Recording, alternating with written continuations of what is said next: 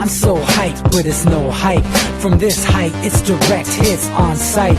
I'm your type, lend me your ears to show you that there's something in me. I'm not giving up, I'm standing right here, holding these days hostage. And I'll make this my year. We turning fear into love, and the love's in the air. I love doing this cause nothing compares. Nothing can share that same type of feeling when you feeling them flares. They can't catch it, it's havoc. I rip to a tear, switch a scenario. My stereos, I leave them impaired. Variables start to change and they're all in my range. I just gotta grab it, it's all mathematics. Every step is drastic, I make it fantastic. I'm trying to take your breath away.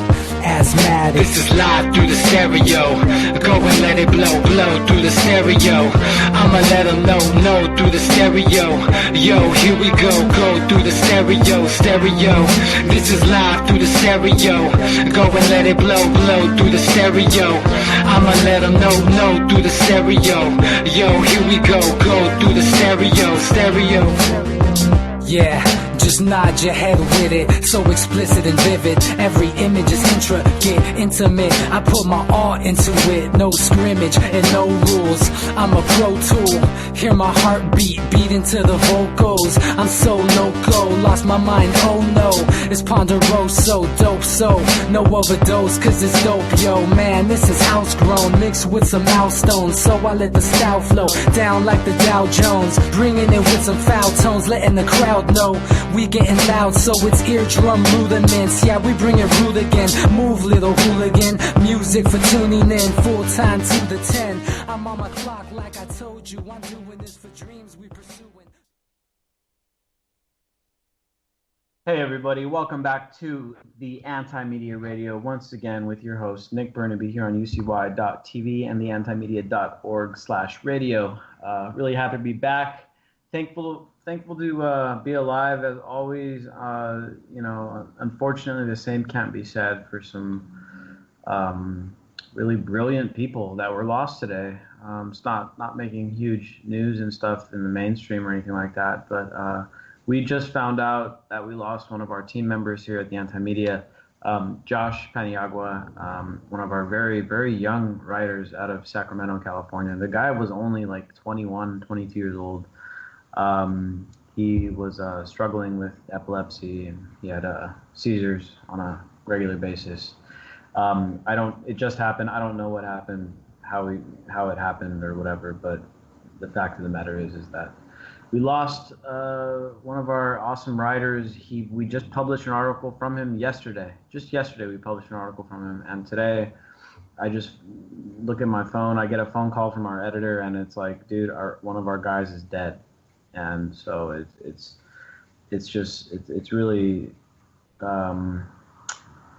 it's really hard to deal with losing somebody, especially when they're that young. I mean, if it's a guy, 70 years old, done a bunch of things, and fine, you die and still sucks, but at least you lived out your life.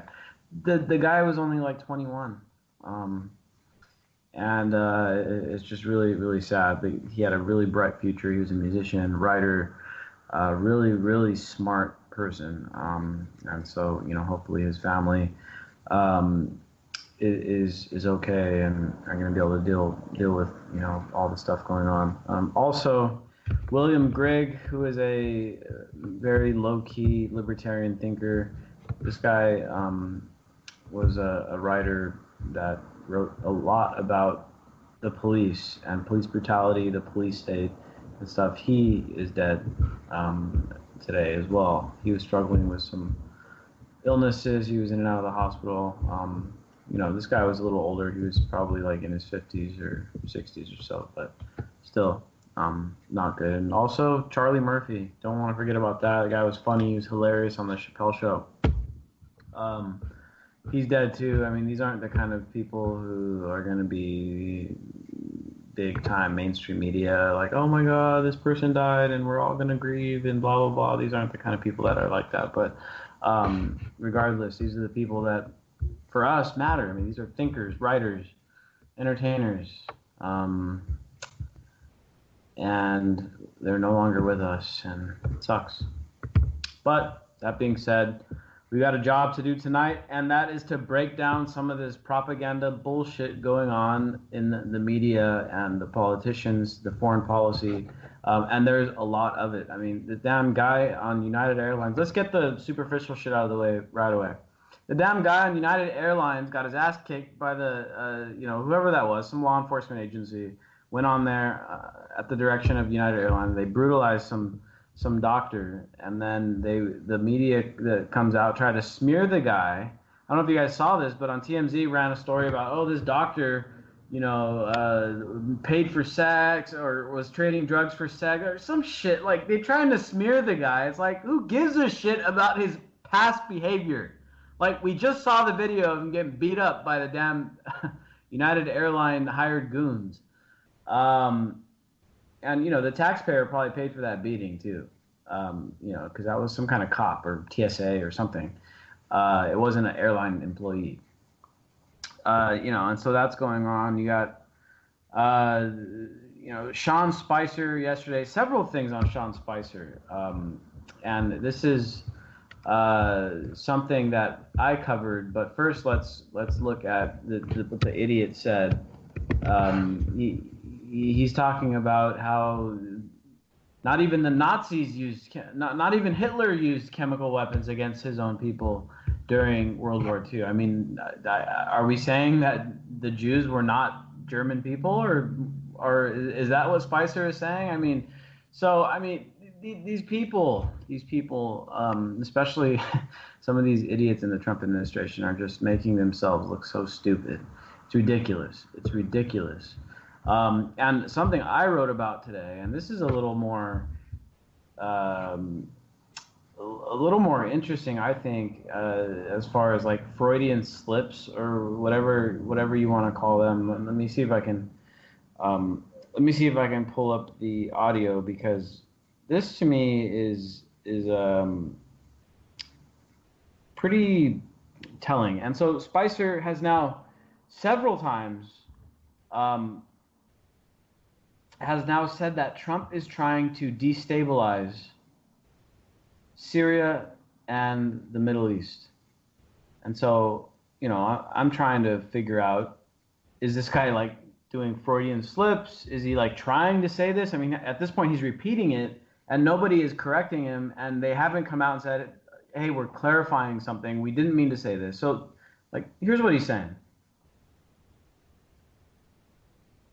You pull up the audio here. And I came out to make sure that we stay focused on what the president's doing and his decisive action. I needed to make sure that I clarified and not with in any way, shape, or form any more of a distraction from the president's decisive action in Syria and the attempts that he's making to destabilize the region and root out ISIS out of Syria. So, you guys caught that, right? Hey, would you expect anything less, dude? Seriously, right? All right, so joining us on the call tonight is our awesome longtime co-host and awesome co-host, DB Schwartz. What's up, dude? Hey, man, just, all this stuff going on right now, honestly, every little thing we're seeing in the news is just a circus and a distraction. There's two super important events that are taking place that are under the radar. And, unconfirmed, of course, because we don't have satellites, but apparently Pyongyang was emptied and China moved. That 150,000 troop number was too small, Nick. I think it was something like twice that was moved to the North Korean border. And what's the really messed up thing I was researching was that North Korea, Pyongyang is like 4 million people roughly, but there's only like maybe 10 to 20,000 in the Politburo and the apparatus that runs things. Well, those guys went and hid in their dumbs, and they told everyone else to go out into the countryside and find what food they could. Man, that's nuts. Yeah, this stuff is accelerating real quickly when it comes to North Korea. Yeah, there's going to be a refugee crisis that makes the European thing look like nothing on China's border. Yeah, and so China has already moved a bunch of troops over to that area to contain any fallout that goes on there. And so it appears like China in some ways is like trying to say, okay, we'll work with the U.S. and we're gonna demilitarize North Korea. Again, and I've mentioned this and I've made this point in my writing and on the radio show several times now, is that North Korea, as much as they say a bunch of crazy shit and they, their leader is whatever he is, the Kim Jong bloodline. They're not outwardly violent. Like, they haven't invaded another country. They haven't bombed another country. They haven't done anything to another country, ever. Like, they've only existed, after World War II. North and South Korea were split apart, so North Korea has only been a country after World War II. And the only thing that it's done is defending itself from the U.S. invading Korea. Meanwhile, we dropped 2 nuclear weapons. Yeah, and we used nuclear weapons. We used chemical weapons in Vietnam. We're using chemical weapons on our own people in Standing Rock. We use our chemical weapons on people at Ferguson. I mean, we're talking about tear gas, but that's a chemical weapon. And don't think they don't have biologicals cooked up. They tried out that in World War I. It just got too out of control, and that was what was called the Spanish flu. You can research it yourself and find out that the spread's been tracked, and it came over with our doughboys. So it was like our army guys were infected with it on purpose. This is another Tuskegee bullshit. Crazy. I had never even heard about that. So another rabbit hole to go down to look at some of this foreign policy stuff. He is the Lord of rabbit holes. I know, dude, because it all leads back to the same crap, which is there's people that are on the top with so much goddamn wealth, dude, that they are gods, and they're so bored with their lives. The only thing they have left is just being evil, sick fucks. Good point. Seriously, name me somebody with $1 billion who has a shred of normalcy in them. Anyone. Name one. Richard Branson seems like an okay. Hell no, dude. That guy's the weirdest dude there is. Look at Mark Cuban. Look at anybody with $1 billion. I don't care what industry they made it in. They are a weird sicko. I'm not saying I want to settle down and have kids with him. I'm just saying he doesn't seem like a... He just took a long vacation with Obama on a private island, dude. I mean, the guy's a weirdo. Yeah. Strange. Very strange guy. But maybe he's less evil than your average ultra-rich. Just the fact he's hoarding wealth all alone right there and doing nothing with it. I mean, well, I agree with you there. I mean, I think having wealth and not divesting it or investing it in some way is a form of sickness.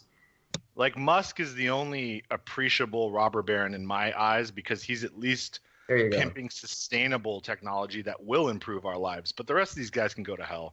Well, Musk also has an eye on the future. I mean, he legitimately wants to push the human race forward. I mean, for regardless of what you think about technology, I mean, he's trying to get our asses to Mars.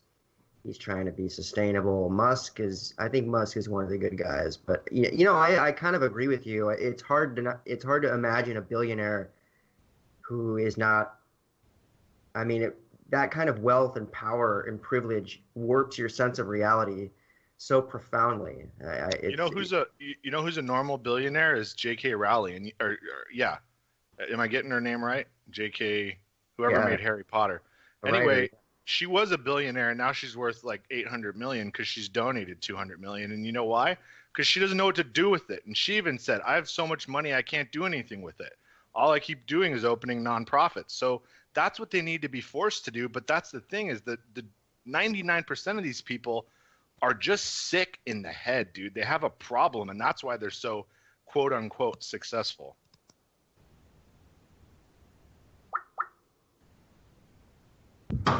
Fair point, man. Fair point. I think it is kind of there's something got to be wrong with you, right? If you're like trying to hoard that much money, knowing the horrible things going on with people and the horrible, the fact that people are like starving in the streets, man. Like, you guys ever go to these big cities? Like, I mean, I see it here in San Diego too, but San Diego's not what you would call like a really big city. But like, you go to LA or something, you go down to like downtown, and you see like millionaires right there on the street. You see actors right there, and there's like a set up, and they're like filming a movie, and like they're literally stepping over homeless people, like to get into their Ferraris and shit. Like I'm not even like exaggerating here. Like it really takes a certain type of person to be able to become a billionaire in this world where there's hundreds of millions of people starving right now. And remember, the vast majority of them have inherited it, which is even so much worse. A lot of these people have just inherited money, and they've never gone to a grocery store. They've never pumped gas. They've never done taxes. There's never been a door that wasn't open wide and bent over for them. Yeah, dude. And Trump is definitely kind of on that, in that boat too, in many ways. I mean, he talked about getting a small loan from his dad. What was it? Like 10 million, 5? He got $1 million. Yeah, he got $1 million, which is like close to 20 in today's money. Including inflation, he got like a small loan of $20 million. When you start talking about big money like that as like small, you know that you're coming from a whole different class of people. We're trying to get Danny Quest on the line to join us to talk about the Free Your Mind conference that just passed. We should all try to get up to that thing next year. Jake and DB, we should all try to go. And you know, it is a really cool place to meet like-minded people. I'm sure several of the listeners out there tonight went to the Free Your Mind conference. We're trying to get Danny on the line to talk with us, but I'm not sure. Yeah, I keep seeing the call come through. I think I actually joined his. I joined his call for a second. That's where you went. You need the host needs Adam, I think, but we'll get him on. Okay, I think we got him now. Hey, Danny, are you there? What's up, man? Yeah, I'm here, guys. Welcome to the show. Danny Quest, journalist and just kind of all-around badass when it comes to independent media. You've recently got a job with the Fifth Column, I believe. Yep. How you doing tonight, man? I'm doing just great, man. Good to be with you guys. How you doing, DB? How's it going, Nick? I'll speak to DB and tell you that we're doing pretty well. Unfortunately, we lost a team member earlier today. One of our writers passed away.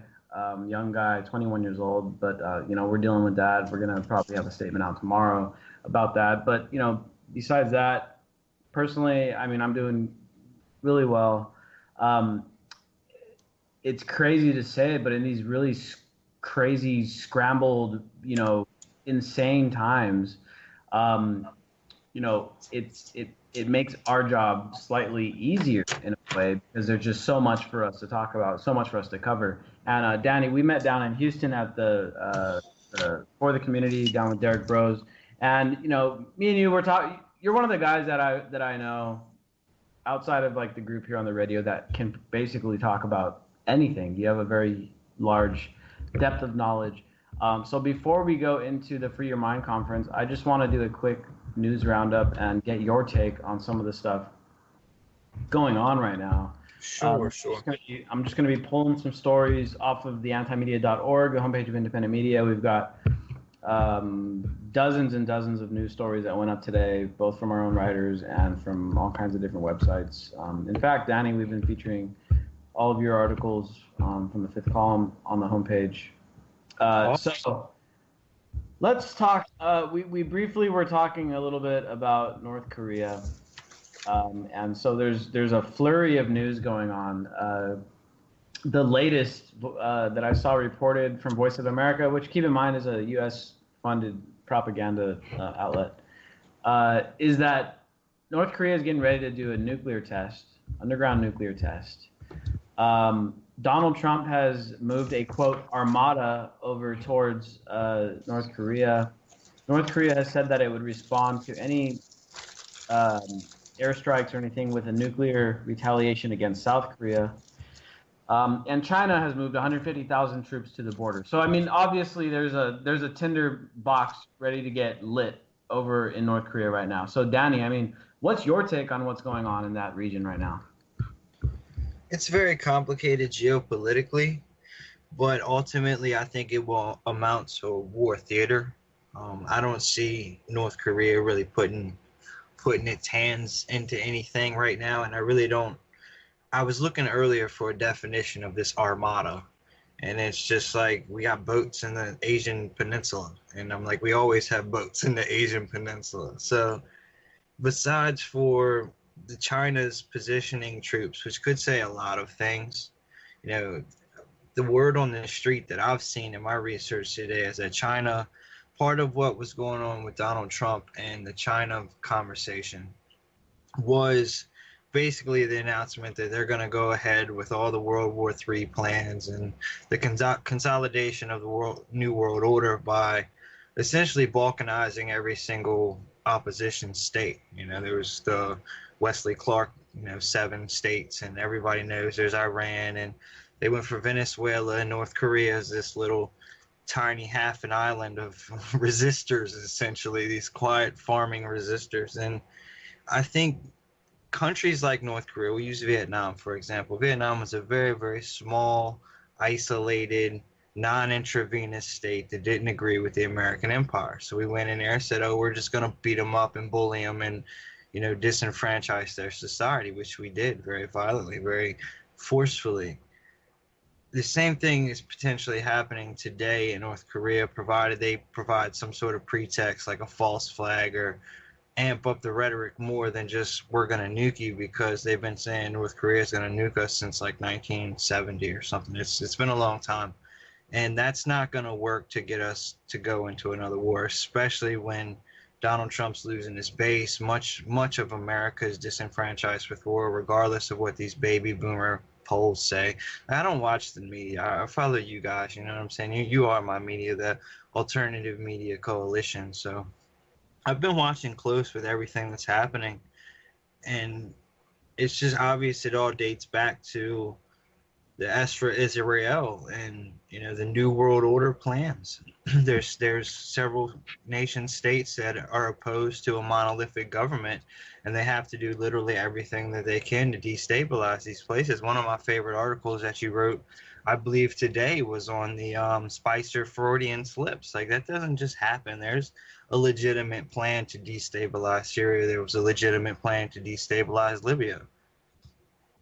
Thanks, man. Yeah, I wrote that today just because I'm so tired of all of this propaganda going on. And so one thing that you kind of mentioned here, and I want to get your thoughts on, is that there really are 2 belligerent states right now, according to U.S. political establishment, according to the U.S. mainstream media. There's 2 super belligerents, and these have been ongoing things: Iran and North Korea, and of course China. Russia is to be contained, and China is to be contained. But the 2 hot points are Iran and North Korea. And so we see similar talking points coming out from the media and from the political establishment, that these countries are aggressive, they're violent, and that they're both pursuing technology that could be used to in some way or some form, like basically destroy America. That is like the talking point, right? So I was just, having this conversation with some friends yesterday about the realistic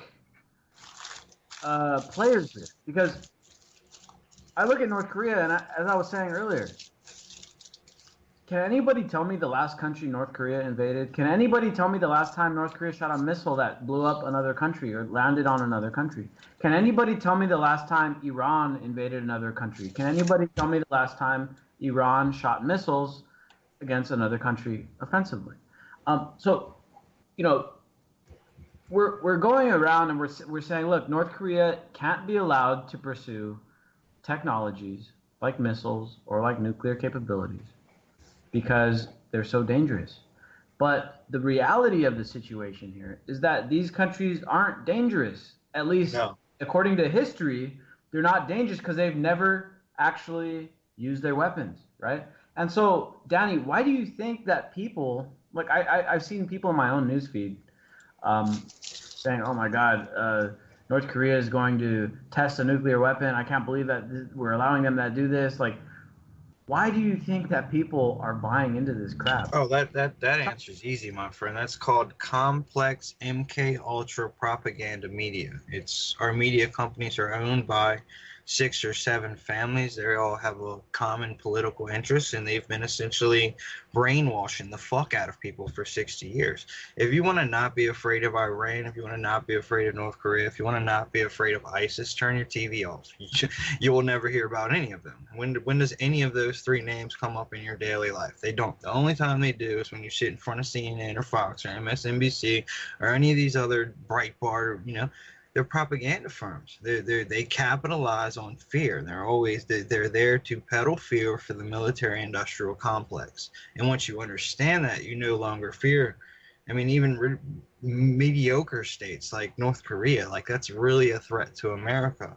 And I think a lot of times, what I was saying earlier is it's war positioning, and it happened a lot in the Roman days and in the medieval times. Our perception of these big giant battles of these thousands of people that fought each other, that's really not what it was. It was very complex, small skirmishes that really established the borders, right? And that's kind of what it will be. There's no reason for Donald Trump and the Pentagon military apparatus to send in a full-fledged armada of SEAL Team 6 to assassinate Kim Jong-un when they can just fly in a black helicopter and shoot him with a fucking sniper rifle from 20 miles away. Like, if they really wanted to take him out, they could.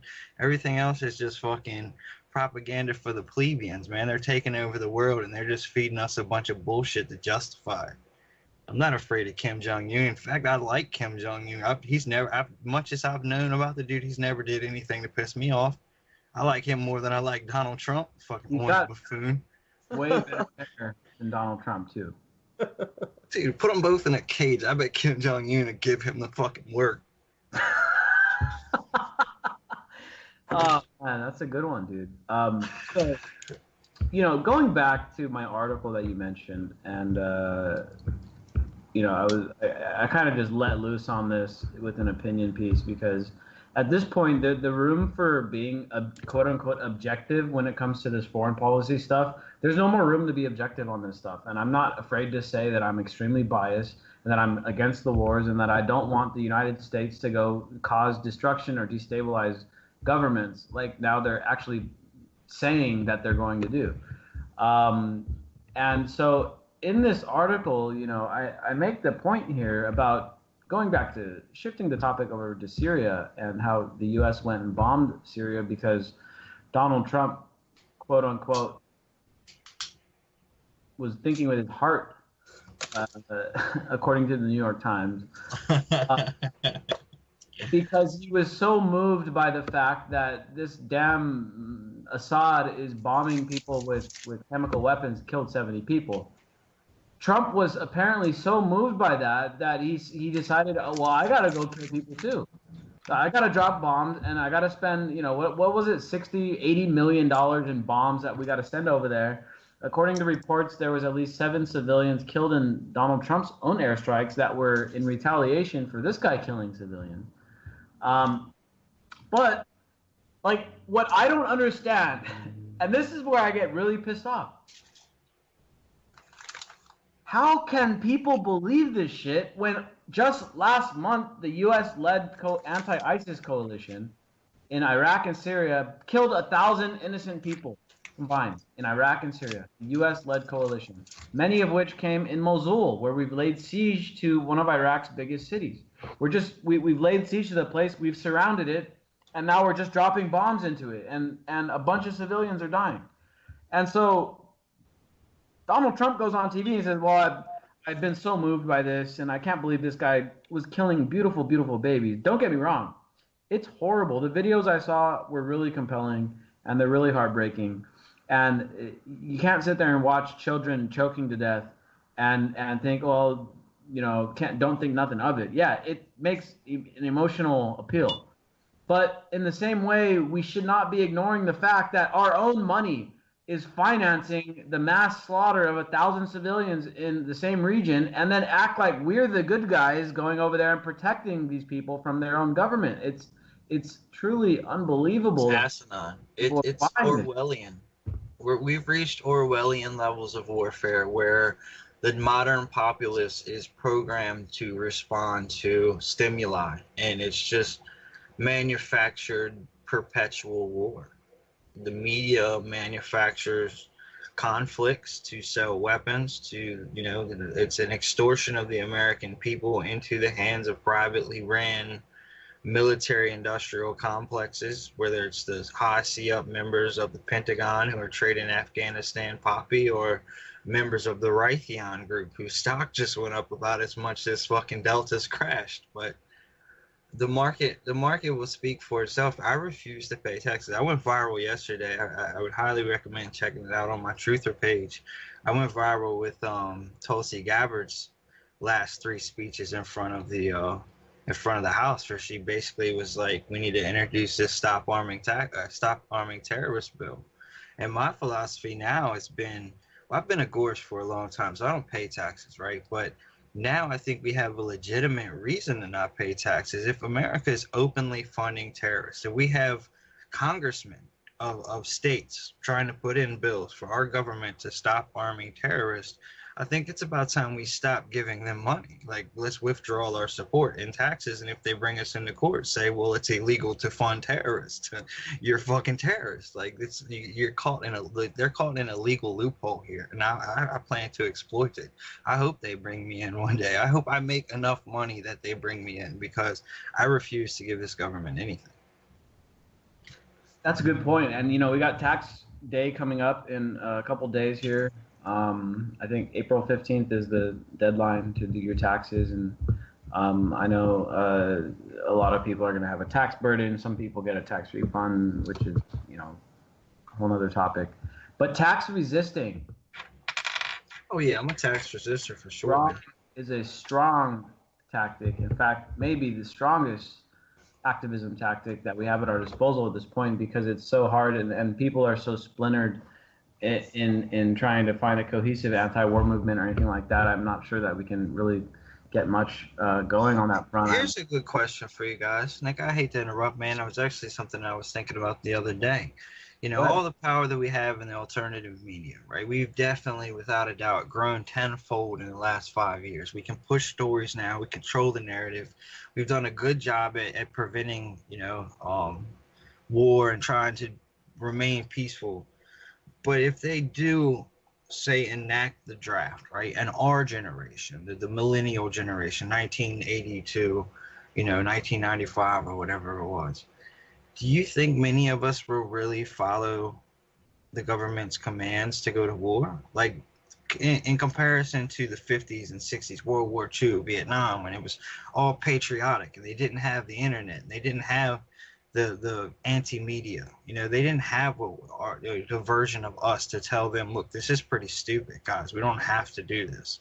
So I mean, I don't want to say I look forward to the war, but I've been very optimistic in my stance of anarchy, in the sense of, if they do go to World War III, if they do enact the draft, the only people that are going to die are statists. They're people willing to die for their government, and they are of no value to me. And I hate to be so brash about it, but I'm trying to turn those of us who are willing to resist. Same thing Cassius Clay or Muhammad Ali did. He's resisted on moral, religious grounds, on principle. And I think that's what we as the anti-media, as the activist generation, because that's what we are. I think we're the activist generation. We're the biggest force this country's seen since the 60s, since the anti-war movement of the 60s, and the war really hasn't even amped up yet. So we're only going to grow, and they're going to do nothing but weaken themselves. Wait till you see this article I'm about to put out tomorrow. Justin's been dealing with his Lakeview Police Department stuff, so it's hard to get articles out right now. But basically, China has said America weakened itself by spending hundreds of $millions in the last 10 years on war, where China has invested in infrastructure, particularly what's called the New Silk Road, global trade to South Africa, Eastern Africa, Europe. They've built all these boat lines and trains and all this distribution network, where we've just been buying military equipment. So it won't. And our infrastructure has gone to shit. It's going to shit. We can't sustain the war, man. Right here in San Diego, ever since since New Year in San Diego, the city itself here has doled out $30,000 in lawsuits from people who have been injured or have uh, uh, damaged their cars by hitting potholes on our street. Like the city of San Diego has doled out $30,000 so far this year because people keep injuring themselves or destroying their potholes. Like our infrastructure is shit. Who's going to build the roads, right? I mean, this is just, we're getting to that point where these age-old cliches, we need the government to build the roads, are really becoming redundant and self-explanatory. Like, you don't even have to explain to people anymore. They know the government shit. They know the media shit. Most of the polls that the media uses are all people over 45 years old. They don't use polls of millennials. No, millennials, when you poll millennials, how many of them watch television? It's like 10, 15%. You know what I mean? So it won't be long now. I don't see it taking very long, and it's going to be an abrupt change from where we're at now to where we're headed, in my opinion. I mean, and I really don't think there's any avoiding the war until we purge ourselves of the parasite class. And I don't think we're going to do that forcefully. I think we have to do that by starving it out. It's one thing that I talk about a lot, especially at the Free Your Mind conference. I was talking to people about it. It's the concept of why try to fight a beast that you can starve to death. So I'm a firm proponent of just withdrawing our support from all the institutions of the government. Let's homeschool our kids. Let's get midwives. Let's quit paying taxes. Let's grow our own food. Fuck them. I think you're right, and unfortunately, and we've been saying this for a while here, is that things are going to have to get a little bit worse before they can get better. And so I just pulled up the numbers here on the millennial generation, because I think you bring up a pretty important point. And the other thing to remember too is that the millennial generation is actually bigger. There's more millennials alive than there are baby boomers now. We outnumber them. We don't watch TV. We don't buy into their bullshit. We also don't vote that much. But that's another story. But the numbers are right here. Millennials are from people born from 1981 through 1997, which means the people from ages of 35 to 20. That is the age of the fighting. That's the fighting age. These are like everyone that's a millennial. If these motherfuckers start World War III, they're gonna send all of us off to die. At least they think they are, or they think they are. They want that. They want the millennials wiped because they're the unmitigated. That they were the first. We were the first consumers of the internet before they could fake news it away. So they want our entire generation gone so they can restart with these brainwashed fools that are in elementary school now. Yeah, you're right. When we have a window, guys, and I think all of us have a sense of that. I think everyone within our community has a sense of this window that was given to us, right? I think we knew when we got into social network marketing, like, holy shit, they're giving us this much power.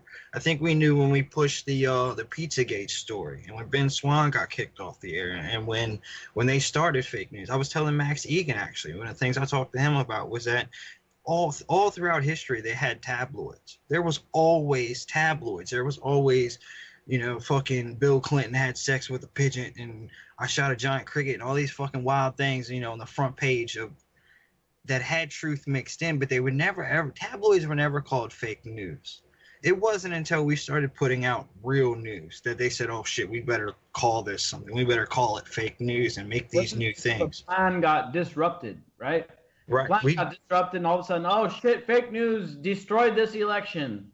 Exactly. And then the funny thing is they used fake news to realign Donald Trump. They said, okay, Donald Trump wasn't the scripted candidate, but we can work with Donald Trump. We just got to use fake news to get him in line so that the only way that he can prove himself and make his ego feel better is by attacking Russia or like physically bombing Syria, but indirectly, attacking Russia. That was all the deep state playing Donald Trump's ego against him. We talked about that on the show. The way to get Donald Trump is through his ego. They knew that shit just as well as we do. And they got a lot more than we do. Don't forget that warfare has evolved to a point where it's unfathomable now because a lot of people don't know that the United States deep state declared war on India and took its cash away by hacking them. So now they're having a mass starvation event over there, and it's silent. So you do not need to bomb anyone to get what you want anymore. I was gonna say that earlier, DV. You bring up an excellent point, brothers. That's how another way you can tell that these things are manufactured, right? I don't want to misquote the numbers, but I think it was like 70 people died in the Syrian gas attack, right? 2 weeks prior than that, and I think this is Abby Martin's work, was a Saudi Arabian Black Hawk helicopter shot up a boat with 88 Somalian immigrants. 88 African immigrants were just blown up by a jet. That wasn't a big deal, right? Water, dude. Literally, like, what are they? What's the saying? Like yeah, dude. I mean, literally a boat just floating in the water, and a Saudi Arabian helicopter just kills all. Just gunned it down with a 50 caliber. Everybody was on it. It was just massacred. That's not a big deal. The thousands of people that die in countries that are sanctioned and embargoed by America, right? Like Gaza, you can't take a boat there full of food without being shot down by the Israeli army. So there's places that literally have starving kids, Yemen, places like that where people are starving to death in the thousands. And we don't worry about that. That's not a humanitarian crisis, but a fucking chlorine canister goes off by an airfield, and we're in open arms. We got to waste $50 million to send a 4D chess move message that Donald Trump isn't a punk. Come on now. It's the American fucking government. We've been blowing up people for 60 years. I think the world knows we're not punks by now. Yeah, and the other thing too about chemical weapons and shit. First of all, as I mentioned, we're using chemical weapons on our own people. Tear gas has been banned for international warfare. If someone used a tear gas in a war zone, that would be considered a war crime. But we have no problem using it against our own people in Standing Rock. We got no problem using it against our own people in Ferguson. We got no problem using it against our people in Anaheim. We got no problem using it against our people in Baltimore, in New York, in all over the damn country where people were, it seems coincidental, people standing up for their damn rights, people standing up for themselves get tear gas used on them. That's a chemical weapon. If that was an international war zone, that would be a war crime. Secondly, going back to Saudi Arabia and what they're doing in Yemen, and of course the U.S. is backing that operation and may become directly involved, according to some Trump administration officials.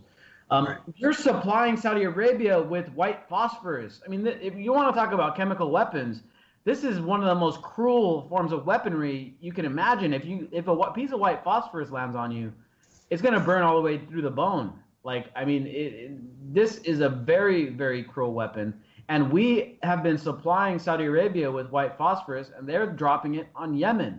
Where is the outrage? Why aren't we bombing Saudi Arabia? Because the media controls the perception. I can't remember it goes all the way back to what's his freaking name? Noam Chomsky's, man. Manufacturing consent. That's what it's all about. Manufacturing consent. And that's what we got to chip away from. Or just, I don't know, somehow they've got to realize, people have got to wake up that the media is using them as tools, just by manipulating their mind to seek public approval for things that shouldn't be approved. Like, moral relativism is a big problem in America. Like, it's okay when we do it, but it's not okay when they do it. I was thinking about writing an article that compares Bashar Assad to Benjamin Netanyahu and Vladimir Putin. Because beside them two, if you actually look at what fucking Bashar Assad has done, it's very minuscule of a quote unquote war crime. You know what I mean? Yeah, it is complicated over there. Now, don't get me wrong. I do not applaud the way that Assad has responded to this uprising, but at the same time, we have to consider the fact that the United States has been behind this uprising. It's one of those like color revolutions that were involved with like the Arab Spring. It was in many ways engineered by the deep state and the CIA. So on one hand, we can't defend Assad. On the other hand, we can't defend our involvement in trying to overthrow Assad either. The one principle here that people are not upholding, not even here in the United States, is self-determination. I mean, this is the one principle that should be, universal throughout the world. People in places have different cultures and different ways of doing things around the world, different countries. Just between the U.S. and Mexico, the whole entire way of living is completely different. Self-determination is the key. People should be allowed to determine the way that they're going to live. We should not be in North Korea. We should not be in Iraq, Syria, or Ukraine, or anywhere else around the world telling other people, hey, guys, here's how you should run your government. Because our own government can't get it right. The Congress has, what, a 9% approval rating? Donald Trump is the least popular president in modern history. I mean, how can we have the moral high ground here and say, hey, guys, we're going to tell you how to live in Syria when we can't even tell our own selves how to live at this point? It blows my mind. Like, we need to just shut the hell up, bring the troops home, close down our bases, stop trying to tell other people how to live, build infrastructure here and solar paneling and shit so we don't got to start wars for oil and shit. And then give it some years, and then maybe we can look at the situation again and say, okay, we've gotten our shit in order. Now let's go try to help other countries where their governments are bad.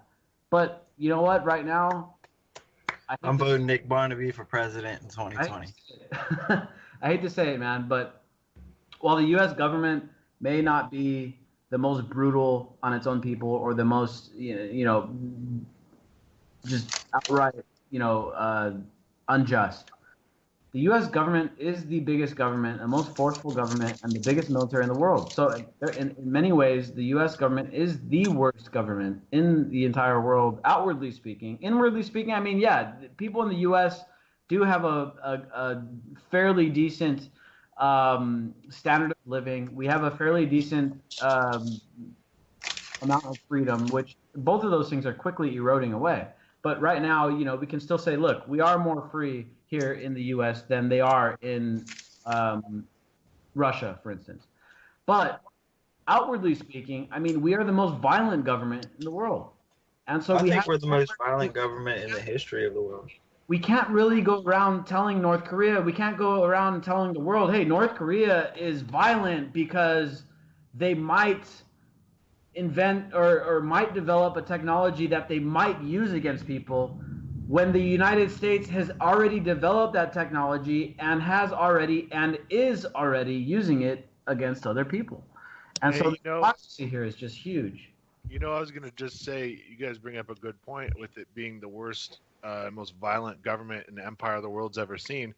Just fathom this for a second. The Revolutionary War, what was that really about? Was it about a tea tax or anything like that? No, it wasn't about any of that crap. It was because the original colonists, those pieces of crap, wanted to keep going west and kill all the Indians, and King George said no. So we fought them to do that, and then we wiped them all out. So yeah, man, we're the worst, most violent, most heinous, despicable government of all time by far.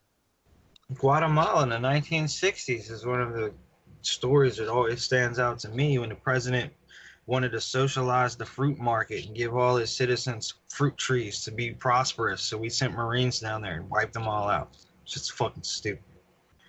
Bitter fruit. If anybody's listening and doesn't know about it, look, just research bitter fruit. It'll blow your mind. Some of the things that they did in Iraq, in Fallujah, like they literally went door to door and just disarmed the entire population. Like, it didn't matter if you were involved in the war or not. You were getting your home searched. You were getting all your... It was basically a complete totalitarian takeover. It was like a foreign coup, and they just replaced them with new name people that are allegiant to us. But Libya is the same thing, and then basically just destabilizing it and leaving it open for the rebels. I think yeah, man. They went in there and they searched everyone's house for freedom to make sure that they had freedom, and if they had too much freedom, they took it away. Nothing's freer than not being able to defend yourself. I mean, it's proven. Yeah. And then, the other thing we did in Iraq, which is another problem that we're likely to cause in Syria if we go further into knocking out that government there, which, Trump says that he's not going to go into Syria, but all indications are that there's a good chance that they will. They've positioned troops all around the area. What we did in Iraq is we knock out the government, and we create a vacuum where we like you said, Danny, we put in a puppet government, but puppet governments are inefficient. They're not popular. No one listens to them. the government was our operations in Iraq opened up a huge vacuum, and it was filled by two players, ISIS and their handlers, which include Saudi Arabia and them up in the northern end of Iraq.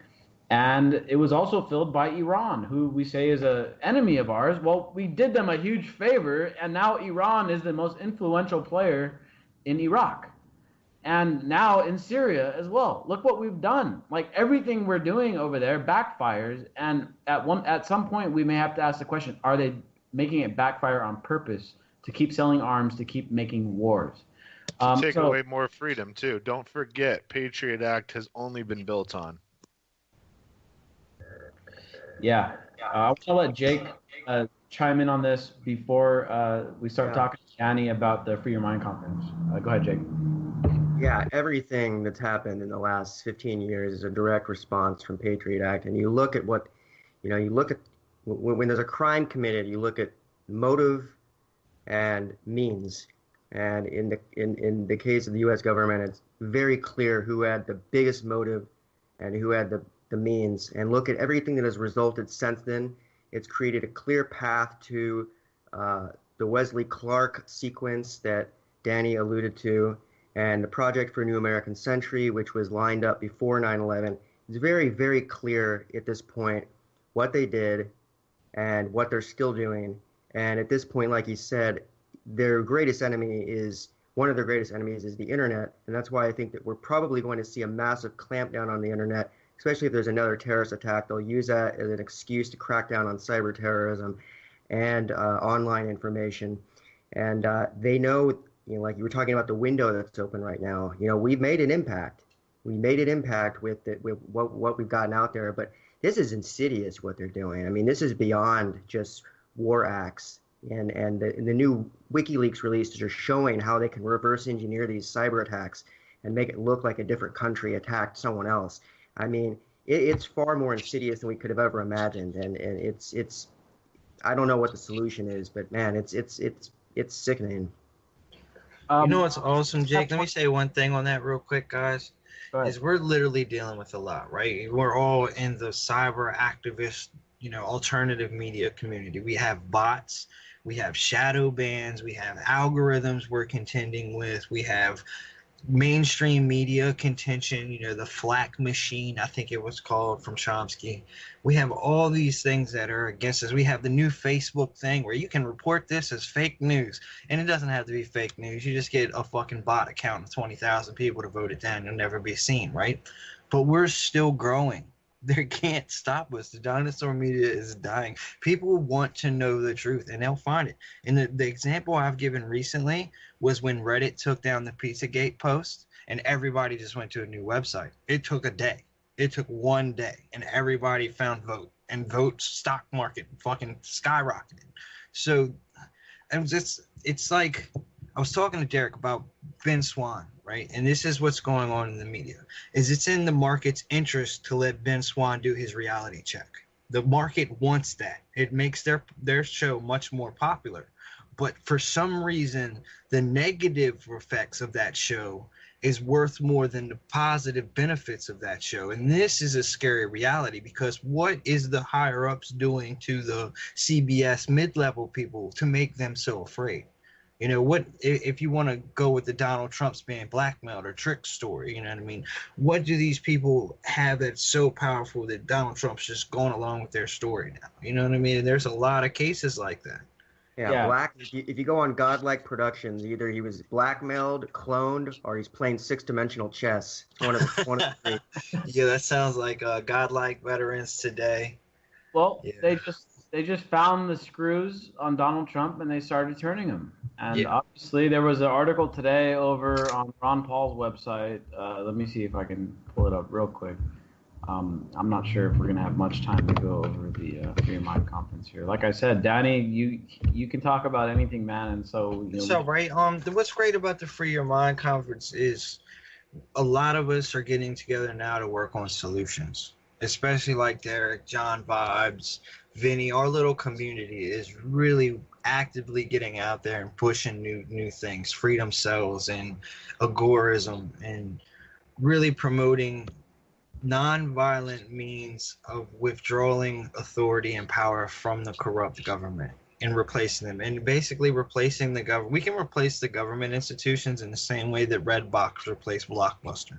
That's the idea. Just create alternatives. We all have that same idea. Create an alternative to the media system, and it's starting to work. And the same thing that we did with the media system, other people can do with the education system or the tax system or the financial system, Bitcoin, those kind of things. It's about decentralization. And that's what I wanted to talk about, but there's just so much going on in the world that's important, So much going on, man. So Free Your Mind Conference, look, I'm going to make it a point that me, Jake, DB, and Danny, we're all going to go out there next year. So anyone listening tonight, make sure you go to the Free Your Mind Conference 2018 in Philadelphia next year. One of our close associates helped set it up, and it's a great thing. Me and DB went there a couple of years ago, and we had the times of our lives. But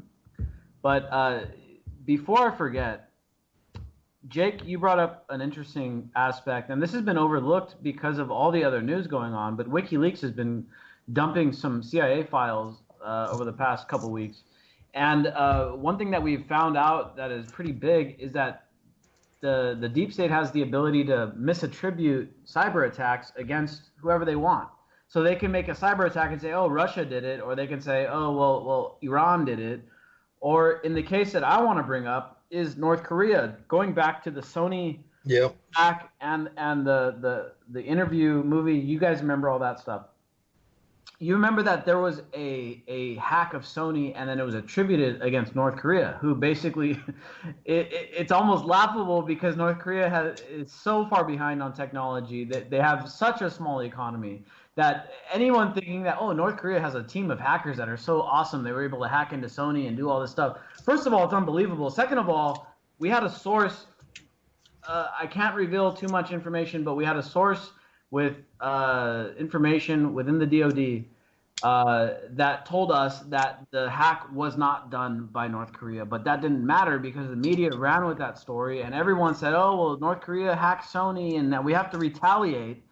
So it was big for a couple of reasons. First of all, it was the Obama administration retaliating against another country in defense of a company, which is Sony, which isn't even an American company, which is actually a Japanese company. So, I mean, it was a really interesting thing. But the thing was that hack was blamed on North Korea. It wasn't actually North Korea, according to our sources, and according to a lot of cyber experts that are just saying, no, North Korea couldn't have done this. But probably a false flag. It was basically a false flag, and the U.S. responded against North Korea. And I don't know if you guys remember, but it was only a couple days later, North Korea's internet got knocked out. The little internet that they have got knocked out, and their central bank got hacked into. And so, that was in retaliation of this fake hack that they blamed on, not fake hack, but a hack that they blamed on North Korea that wasn't actually North Korea. That was more likely a disgruntled Sony employee. And so this kind of stuff is already going on. We know that they're using false flag cyber attacks to pin the blame on countries who we don't get along with, like North Korea and probably Iran. And of course, obviously Russia, with the whole, oh, Russia hacked the election talking point. And so these are the games that we're having to deal with. And then this gas attack in Syria, which makes absolutely zero sense from Assad's point of view. I mean, why would a guy has gained the upper hand in the civil war, why would he go and use a chemical weapon knowing damn well what would be the repercussions of it?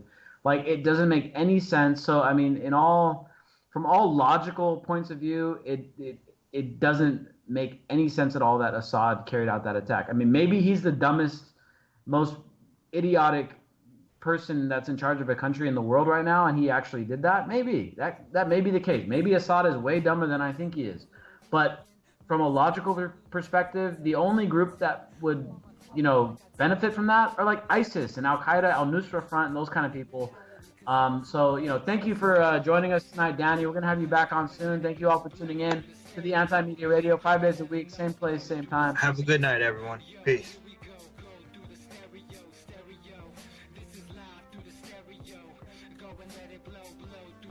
I'ma let them know, no, through the stereo. Yo, here we go through the stereo, stereo.